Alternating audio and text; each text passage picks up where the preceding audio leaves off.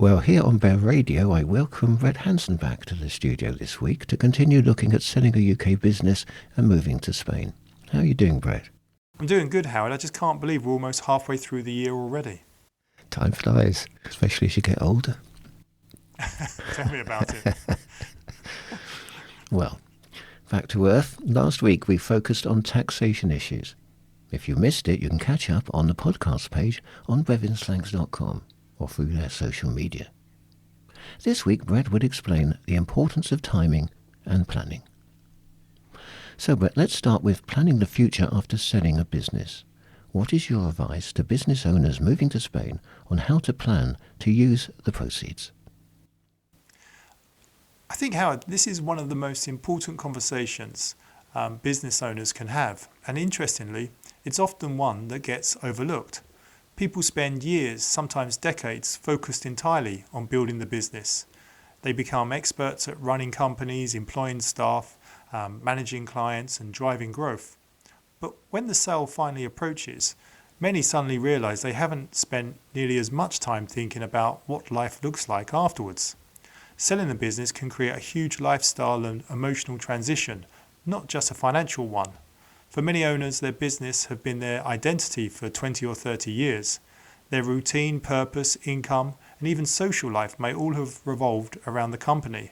Then suddenly, there's a liquidity event, perhaps a substantial amount of capital arrives all at once, and they move into an entirely different phase of life. That's why I always encourage clients to think beyond simply selling well. The real question is, what do you want the proceeds to achieve for you and your family over the longer term? For some, the goal is financial security and retirement income. For others, it may be helping children or grandchildren, buying property in Spain, travelling more, or creating a legacy for future generations. Once these objectives are clear, you can then begin structuring the proceeds properly. And this is where advanced planning becomes incredibly valuable, because the way assets are held after the sale can have a major impact on taxation, succession planning, and long-term financial flexibility. So in terms of what to do with the sales process, thought will need to be given to such matters as income generation, investment strategy, inheritance planning, currency considerations, and Spanish tax efficiency. Another very important point is inflation. Many people think in terms of the headline amount received from a sale, but they also need to think about how that capital will sustain them over potentially 20 or 30 years of retirement. A properly structured financial plan can help ensure that wealth is protected and continues working efficiently over time. Ultimately, selling the business is not just the end of a career chapter, it's the beginning of a completely new financial stage in life, and approaching it strategically can make a huge difference. So what's your advice regarding timing? When to sell your company and when to move to Spain? Timing is absolutely critical, Howard, and honestly, it's one of the biggest determining factors in whether planning opportunities are available or lost.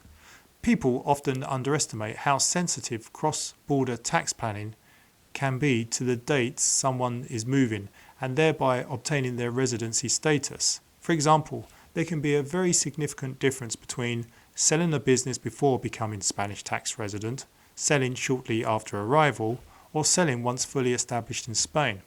Even the time of the year when you move to Spain can have a huge impact where a sale took place a few months before. One of the most common scenarios we encounter is where someone decides quite late in the process that they would like to move to Spain. But by that stage, contracts may already be progressing, advisors may already be engaged, and unfortunately, some planning opportunities may no longer be available. Ideally, the business sales strategy and the relocation strategy should be planned together rather than separately. We often encourage clients to think in terms of a timeline. When is the sale likely? When will residency change? When will income or proceeds be received? When will investments be restructured? And how do all these pieces interact? Another key point is that becoming resident in Spain is not simply about buying a property or spending time there. Spanish tax residency is determined by specific rules, including the amount of time spent in the country and where someone's centre of economic or vital interest is located. So people need to be careful not to accidentally trigger residency earlier than intended.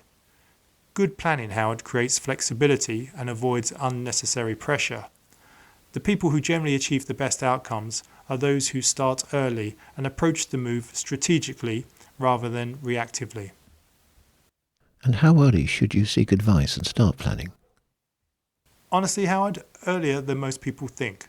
If someone is even beginning to contemplate selling their business within the next few years and moving to Spain at some stage, that's usually the right moment to begin the conversations.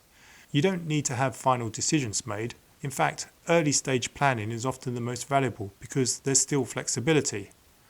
Once contracts are signed, or once someone has already become tax resident in Spain, options become much more limited. Ideally, we like to work with clients at least 1 or 2 years before a potential sale or relocation where possible. It also allows people to make gradual decisions rather than rushed ones. Another important point is coordination between advisors. Business owners often already have accountants, solicitors and financial advisors in the UK. But once Spain enters the picture, it becomes essential to ensure advice is coordinated internationally.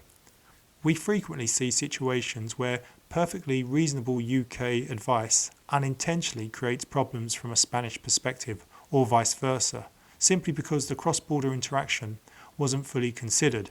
That's why holistic planning is so important. Just as important, early planning reduces stress. Having clarity around financial planning allows people to move forward with much greater confidence. Do you have any final thoughts and guidance to share for anyone planning to, or even still thinking about, setting a UK company and then moving to Spain? Yes, I'd say the most important thing is not to leave planning until the final moment. Selling the business and moving country are individually major life events. Combining both together creates a very significant transition, financially and personally. The good news is that with proper preparation, these transitions can also create tremendous opportunities. Spain continues to be an attractive destination for many British business owners because of the lifestyle, climate, healthcare and overall quality of life. But successful relocation requires more than simply choosing where to live. It's about understanding how your financial life will operate since you've become resident here. And so listeners should think carefully about how they will generate income, how their investments are structured, how wealth will pass to future generations, and how they can remain compliant and efficient across both tax systems. And importantly, Howard, don't rely on assumptions or online generalizations. Cross-border taxation is extremely personal. Two people with seemingly similar circumstances can end up with very different outcomes depending on timing, structure, family circumstances, or residency status. Tailored advice really matters. And I also encourage listeners not to think purely in terms of minimizing tax. The best planning is usually about achieving financial security, simplicity, flexibility, and confidence about the future. Broadly speaking, it's about having peace of mind. Good planning helps make that possible. And the Blevins Franks website is a good first port of call. Absolutely, Howard. I mean, anyone interested in wanting to talk to us, then they can contact their most local office via our website, blevinsfranks.com. Many thanks, Brett. Always topical and up to date. Thank you very much. Take care now, Howard. Bye now.